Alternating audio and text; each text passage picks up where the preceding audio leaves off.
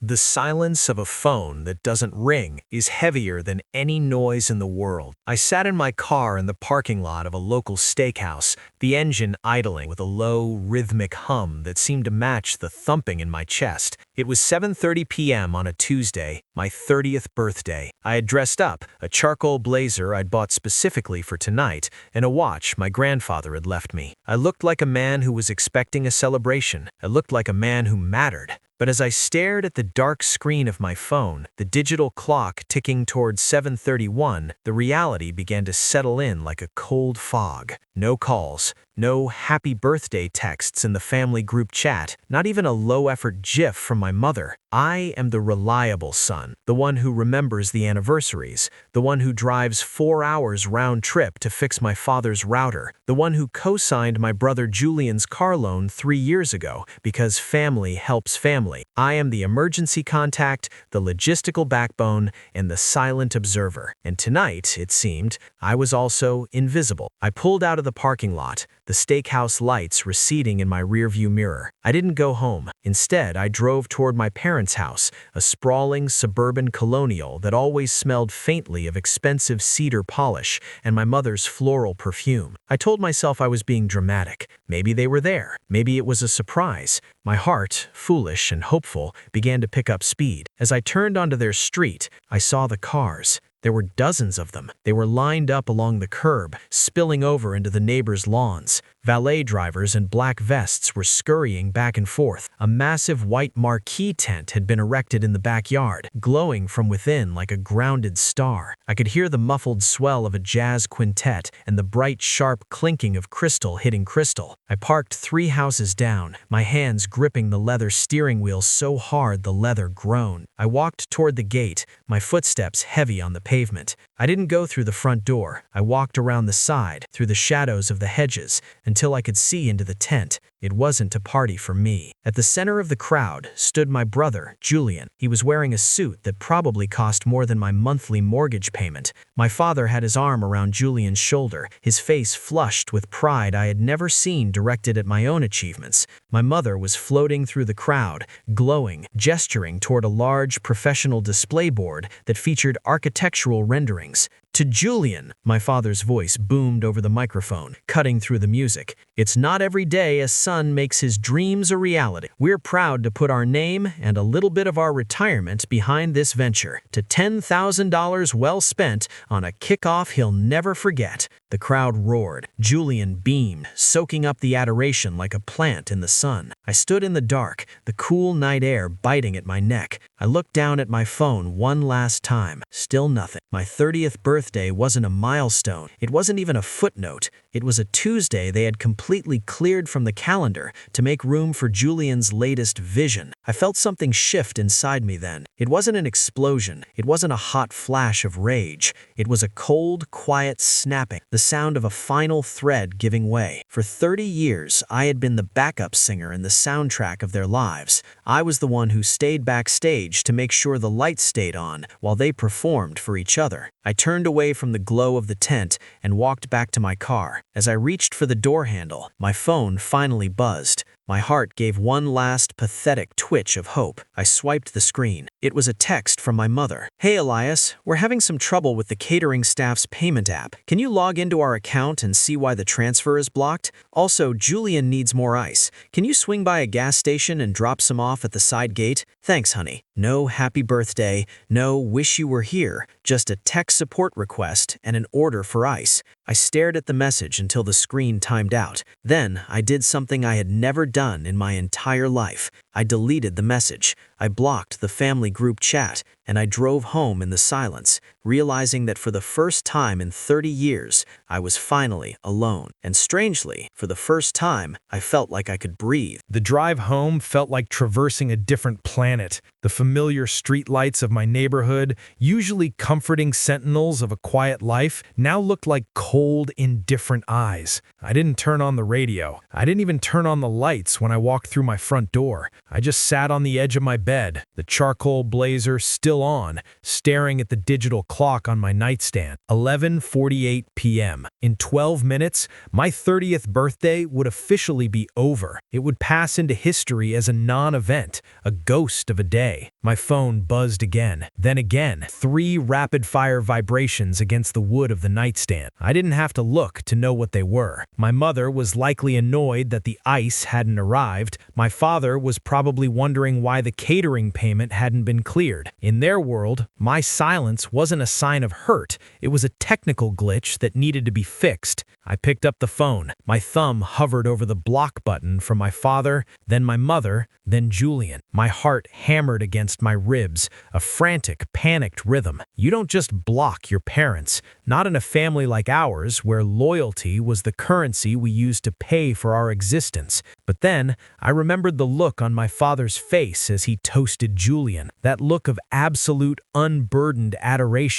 I had spent 30 years trying to earn a fraction of that gaze. I had stayed local for college to help with my mother's surgeries. I had taken a steady, boring job in insurance to ensure I was always the stable one when Julian's entrepreneurial phases inevitably crashed and burned. I realized then that I wasn't the reliable son. I was the safety net, and a safety net is only valued when someone is falling. When they're flying, they don't even know it's there. Click, blocked. Click, blocked. Click, blocked. I felt a strange, light-headed sensation, as if the gravity in the room had suddenly shifted. I didn't stop there. I went to my laptop and pulled up my bank account. For years, I had been the administrator for my parents' joint digital accounts, a favor that turned into a permanent job. I spent 20 minutes systematically removing my name from every shared access point. I changed my passwords. I unlinked my emergency credit card from Julian's rideshare app.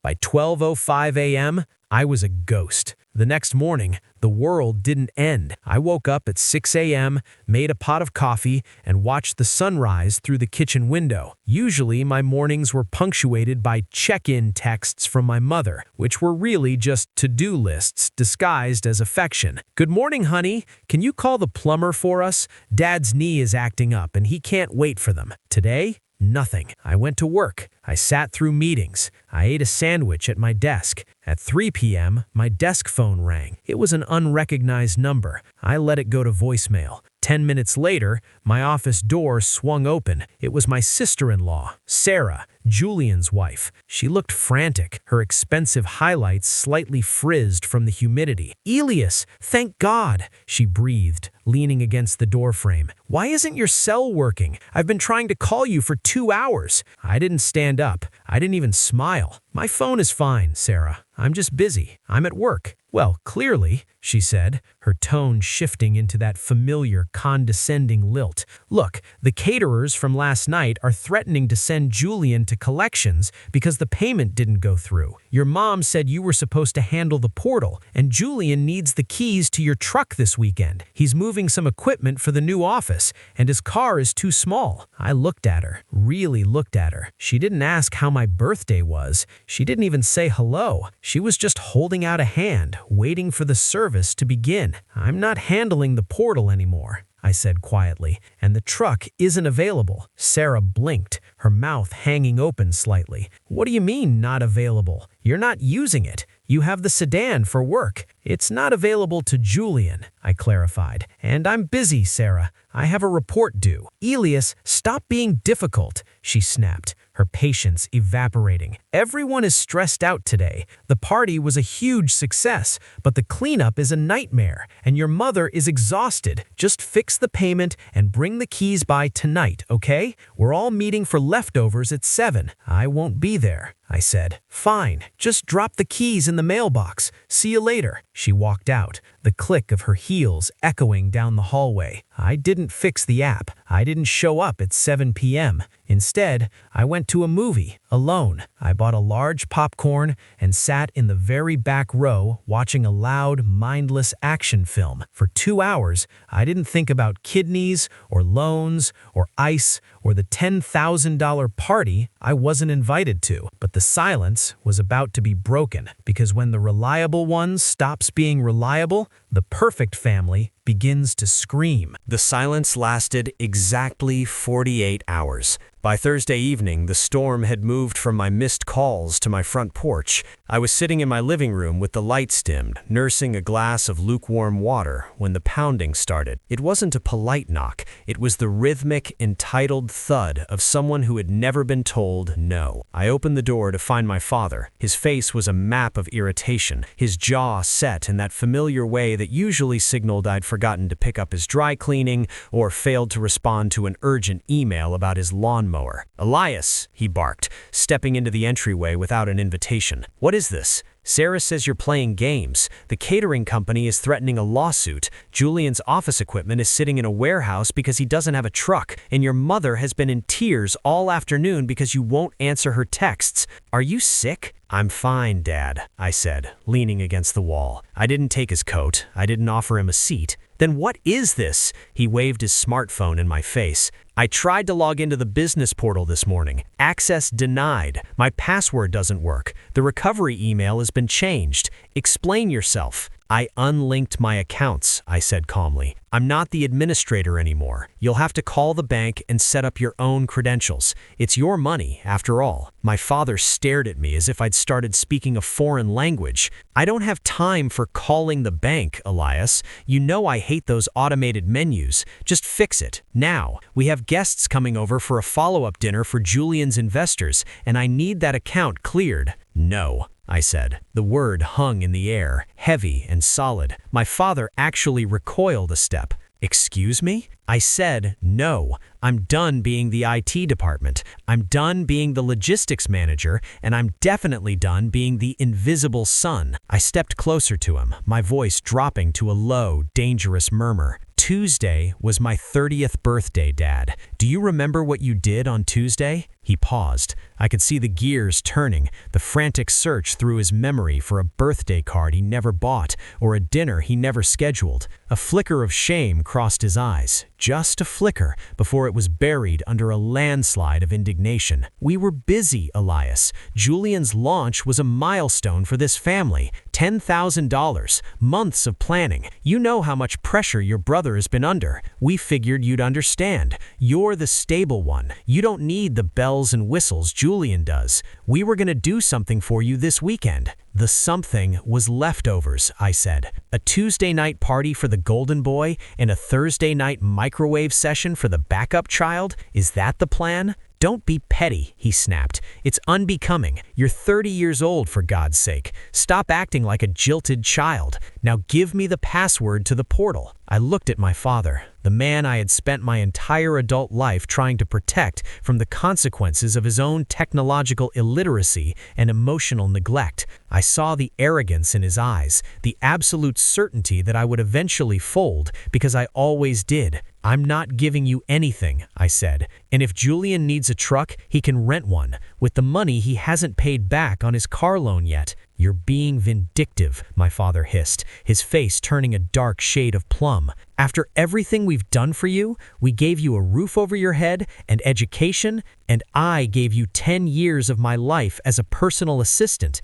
We're even, more than even. Leave, Dad. I have work in the morning." He left, but not before hurling one final insult. "Don't come crawling back when you realize how lonely it is out here on your own, Elias. You need this family more than we need your services." The door slammed. I stood in the quiet of my hallway, my heart racing. I expected to feel guilty. I expected to feel that familiar, crushing weight of disappointing the people who raised me. But all I felt was a strange, cold clarity. For the next 3 months, the services stopped. I didn't answer the calls when Julian's new firm failed to secure its first major contract. I didn't respond when my mother sent a guilt trip photo of a burnt roast, claiming she just couldn't focus without my help in the kitchen. I moved my life into a higher gear. I took a promotion at work that required travel. I started seeing a therapist to untangle the knots of my childhood, and I finally started decorating my house the way I wanted, not with the hand-me-downs my parents had graciously forced on me. I was finally free, or so I thought.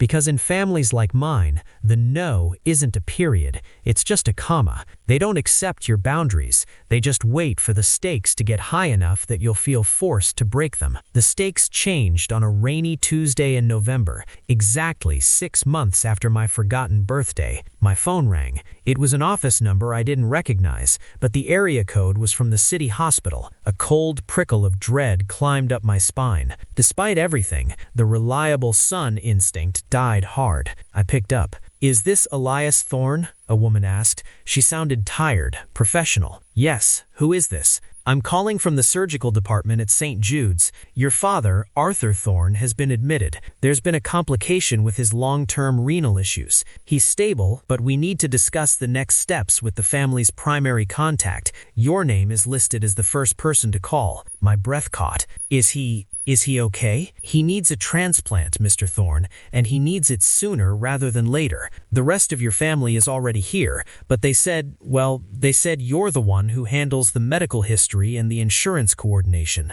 The old Elias would have dropped everything. He would have been in the car before the nurse finished her sentence. But the new Elias sat down at his kitchen table and looked at the rain hitting the glass. "I'll be there," I said. I didn't go because I was the reliable son. I went because I needed to see if they had changed. I needed to see if in the face of literal life and death, I was still just a tool to be used. The hospital smelled of industrial bleach and stagnant coffee. It was a scent that usually triggered a frantic need in me to fix things, to talk to doctors, to cross-reference insurance codes. But as I walked toward the waiting room of the renal ward, my footsteps felt heavy, deliberate. I saw them before they saw me. My mother was slumped in a vinyl chair, her face buried in a tissue. Julian was pacing by the vending machines, looking uncharacteristically disheveled, his expensive Italian leather loafers scuffing against the linoleum. When my mother looked up and saw me, she didn't offer a smile of relief or a hug of comfort. "Elias, where have you been?" she cried out, her voice thin and accusing. "The doctors have been asking for the surgical history from his 2014 procedure, and we can't find the files in the home office. You were supposed to have digitized those." "Hello, Mom," I said quietly. I didn't apologize. "How is Dad?" "He's failing, Elias," Julian interjected, stopping his pacing to loom over me. "The bypass they tried didn't take. His kidneys are shutting down. They're putting him on dialysis, but he needs a donor, a match, and we've already been tested." He looked at the floor, his bravado momentarily flickering. "I'm not a match. Neither is Mom. Her blood type is O negative, but her own health markers ruled her out." The silence that followed was deafening. I knew what was coming. I had known the moment the nurse mentioned a transplant on the phone. In the biological lottery of our family, I was the one who shared my father's rare blood type. I was the insurance policy they hadn't even realized they were carrying. "We need you to get tested, Elias," my mother said, reaching out to grab my forearm. Her grip was tight, desperate. "You're his only hope. You've always been the one we could count on. You're the strong one." I looked down at her hand. For 30 years, this was the only way they reached for me, to pull me toward a problem they didn't want to solve themselves. "The strong one," I repeated. "Is that what I am? Or am I just the one who's convenient?" "This isn't the time for your grudges," Julian snapped, his face reddening. "This is Dad's life. Are you really going to hold a forgotten birthday over his head while he's hooked up to a machine?" "It wasn't just a birthday, Julian," I said, my voice rising just enough to make a passing nurse glance our way. "It was the $10,000 party you had while I sat in a parking lot alone. It was the 3 years of car payments I covered for you. It was the decade of being the IT guy, the driver, and the emergency contact, without ever being a guest at the table." I looked at my mother. "Did you even buy me a card this year, Mom? Even after I stopped answering? Did you even wonder if I was okay?" She looked away. Her silence gave me all the answer I needed. "I'll talk to the doctor," I said, pulling my arm back. I spent the next hour in a small, windowless office with Dr. Eris, a transplant coordinator with kind eyes and a weary smile. He explained the risks, the recovery time, and the psychological impact of living with one kidney. He also looked at my preliminary chart. "Mr. Thorne," he said, leaning back, "based on your records and your blood type, you are almost certainly a perfect match, but there's something you need to understand. Under the law and under medical ethics, this is a voluntary gift. total autonomy. If you don't want to do this, for any reason, I can tell your family that you aren't a medical match. It's called the white lie. We use it to protect donors from family pressure. I stared at the anatomical chart on the wall. My father's life was sitting in my abdomen. I could save him. I could be the hero. I could finally, once and for all, earn that look of adoration I had seen him give Julian. But as I sat there, I realized something terrifying. Even if I gave him my kidney, it wouldn't change them. They would wake up, he would recover, and within 6 months, I'd be back to being the guy who fixes the router and picks up the ice. I would be a hero for a day and a servant for the rest of my life. I stood up and walked back out into the waiting room. My family looked up, their eyes wide with expectation. My mother stood, her hands clasped as if in prayer. Julian took a step forward, already reaching out as if to pat me on the back for a job well done. "Well?" Julian asked. "When do we start the prep?" I looked at them, my brother who had taken everything and given nothing, and my mother who only saw me as a biological spare part. "I'm not doing it," I said. The air seemed to leave the room. My mother let out a small, strangled gasp. Julian's face contorted into something ugly, something feral. You're gonna let him die?" Julian hissed, stepping into my personal space. "Because of a party? Because you're jealous?" "No," I said, standing my ground. "I'm choosing myself. For the first time in 30 years, I'm not the backup. I'm the priority. I've given you my time, my money, and my youth. I'm not giving you my body." "You're a monster," my mother whispered, her eyes filled with a cold, genuine hatred. "You aren't my son. A son wouldn't do this." "You're right," I said, and for the first time the words didn't hurt. A son wouldn't be in this position. A son would have been remembered on his birthday. A son wouldn't have been an emergency contact only. "I'm leaving now. Don't call me again. Not for a kidney, and certainly not for ice." I turned and walked away. I didn't look back at the shouting or the crying or the spectacle they were making in the hallway. I walked out into the rain, got into my car, and drove. The drive home was the longest of my life. The windshield wipers beat a steady,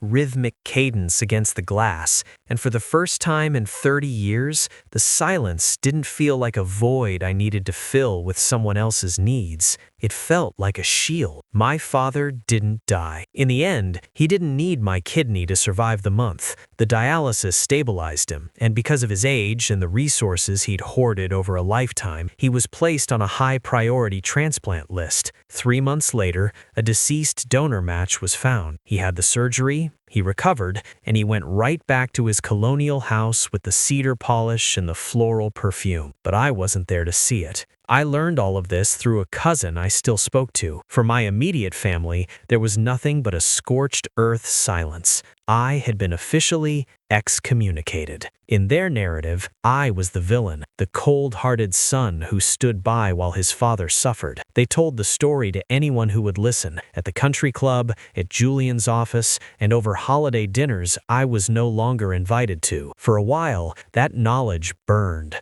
I would lie awake at night rehearsing the arguments I'd never have, defending my right to my own body and my own life. I wondered if I really was the monster they claimed I was. Then, a package arrived. It was a year to the day after my 30th birthday. I came home from work, now a director at my firm, a role I finally had the mental energy to excel in, to find a small, battered box on my porch. There was no return address, just my name in my mother's elegant, loopy cursive. I took it inside and sat at my kitchen table. My heart did that old, familiar skip of hope. Maybe this is it, I thought. The apology, the realization of what they lost. I opened the box. Inside was a stack of old folders, the medical records from 2014 my father had been so desperate for in the hospital. On top was a post-it note. "We found these in the attic. We don't need them anymore. Don't contact us again, Mom." I looked at the folders. I looked at the cold, clinical dismissal of the note,